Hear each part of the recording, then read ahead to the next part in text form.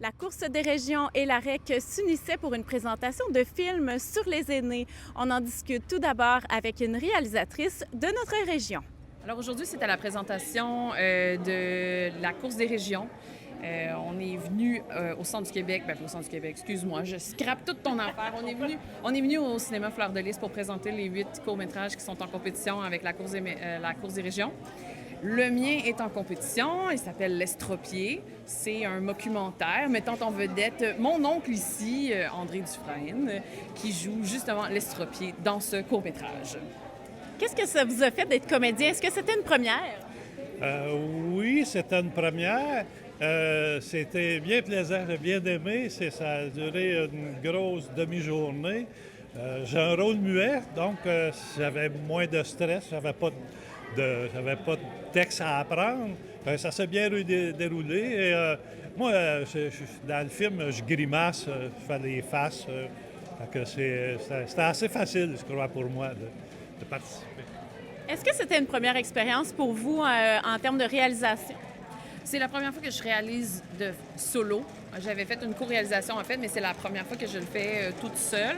Puis j'ai choisi la formule documentaire parce que c'est un peu plus facile. On était moins de personnes en termes d'équipe technique. On avait un budget quand même assez serré. Fait que c'est la première vraie expérience de réalisation. Moi, j'avais fait une formation de scénariste. Donc, quand on fait un documentaire, on doit lâcher prise, on doit laisser place à l'improvisation. Mais on avait quand même un plan de travail de qu'est-ce que je voulais faire, les entrevues avec les personnages. Puis aussi, tu sais, c'est un rôle muet, mais c'est quand même un rôle important de reconstitution dramatique dans un documentaire. Et puis, c'était très drôle. Oui, pareil, oui. Qu'est-ce que ça vous fait de présenter ça ici dans la région? C'est vraiment stressant. Il y a vraiment beaucoup de membres de ma famille qui se sont déplacés pour venir voir le court-métrage, puis je suis vraiment contente, c'est vraiment le fun. Le court-métrage aussi a été sélectionné au Festival Regard, donc il va être projeté le 20 mars de façon officielle dans le cadre d'un festival. Il est en compétition aussi dans la catégorie 100% région, donc on se croise les doigts qui vivent une vie aussi au-delà de la course, parce qu'il y a des projections partout au Québec dans le cadre de la course. Mais là, c'est la première fois qu'il va être dans un vrai festival, fait que c'est pas mal excitant. On a parlé de documentaire. Qu'est-ce qu'un documentaire? Est-ce que vous le saviez, André? Oui puis non. C'est un faux documentaire. Donc, c'est une parodie de documentaire, je crois, un peu là. C'est ça que j'avais compris. Moi, c'est comme ça que je l'ai joué. Oui, parce qu'un documentaire, c'est ça, c'est un faux documentaire. Mais ce qui était plus facile aussi avec des acteurs et des actrices qui ne sont pas professionnels, c'est qu'ils jouent une version d'eux-mêmes. Fait que, tu sais, quand on a fait la préparation, il y a eu plusieurs entrevues avec chacune d'entre elles, les personnes qui sont interviewées, pour leur parler de leur personnage, comment est-ce qu'ils vont répondre. Je leur ai offert aussi de choisir leur prénom, tu sais, pour qu'ils sentent qu'ils font partie du projet créatif. Mais à chaque fois, ça venait d'eux autres. Je posais des questions comme si on était dans un vrai documentaire, mais je les laissais aller avec ça. Il y avait déjà une ligne directrice de c'était quoi l'histoire. Tu sais, ils savaient l'histoire, mais ils pouvaient improviser. Puis c'est ça aussi qui était vraiment génial, c'est de laisser aller à l'improvisation, d'interviewer des personnes âgées qui parlent comme elles le disent. Tu sais, j'essayais pas de contrôler comment ils disaient, comme on aurait pu faire si on avait vraiment eu un scénario très, très scénarisé, serré. Là, c'était vraiment comme, dites-les dans vos mots, parce qu'on avait beaucoup préparé avant. Fait que ça donne quelque chose qui semble assez naturel, je crois. Lisanne, avec son court-métrage, elle a gagné le prix Émergence. Donc, un beau prix. Ben oui, Beau prix, on est content. Émergence. On espère qu'il va en avoir d'autres.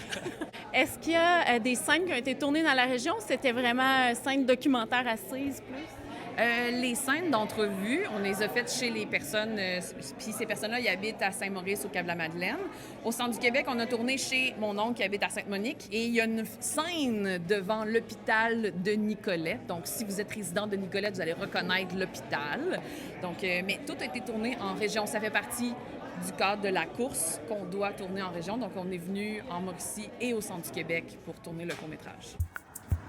Paul Éloy, c'est quand même un joli monsieur. Je pense que c'est ça qui a charmé Jacqueline au début. Mais elle, écoute, elle vivait que pour lui.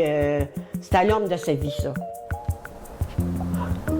Je m'appelle Anne, je suis la sœur de Jacqueline et mon beau-frère est Paul Éloi.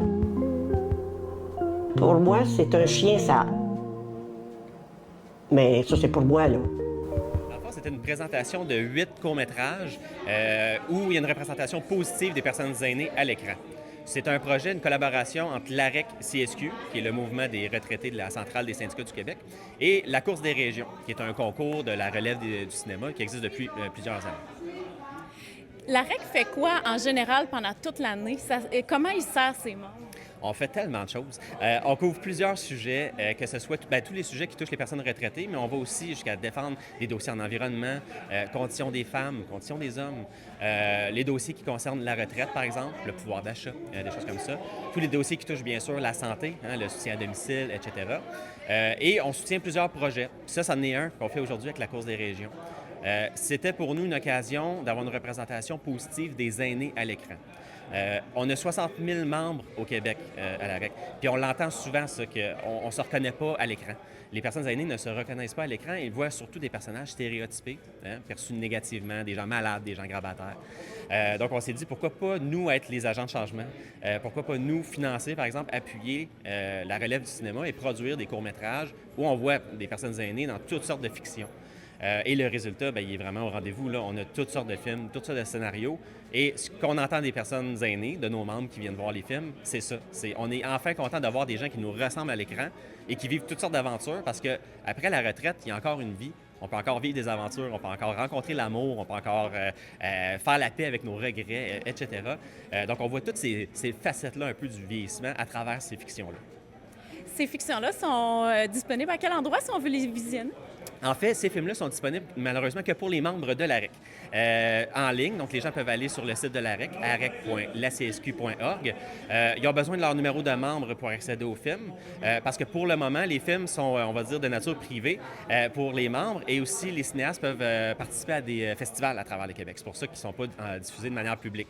Donc les membres peuvent aller sur le site, rentrer leur numéro de membre, visionner les films et voter. Nous, à l'AREC, on a notre congrès en juin et il va y avoir un prix de 5 000 remis pour le coup de cœur, finalement, le film qui aurait été le coup de cœur des membres de l'AREC.